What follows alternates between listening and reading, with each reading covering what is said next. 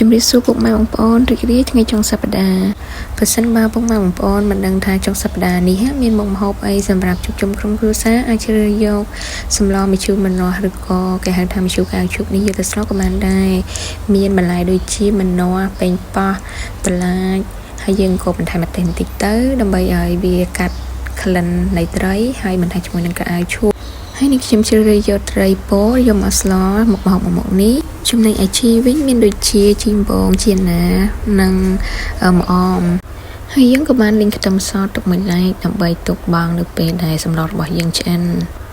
បន្ទាប់មកក៏នាងខ្ញុំដាក់ដាំទឹកហើយនៅពេលដែលទឹកយើងរីកពុះបន្តិចនាងខ្ញុំក៏ដាក់រំដេងចូលហើយនៅពេលដែលទឹកពុះហើយនាងខ្ញុំក៏ចិញ្ច្រំប្រហុក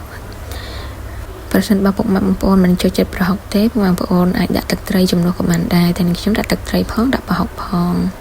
ហើយក៏បន្ថែមជាមួយនឹងស្ករសប៊ីចេងហើយក្នុងវីដេអូនេះភ្លេចដាក់អំបិលហើយក៏បានដាក់បន្លែចូលហើយទើបតែនឹកឃើញថាភ្លេចដាក់អំបិលបងប្អូនសូមអធិស្ឋានផងអញ្ចឹងហើយទើបឃើញវីដេអូនេះទើបដាក់អំបិលនៅពេលដែលដាក់បន្លែចូលហើយជាក់ស្ដែងយើងដាក់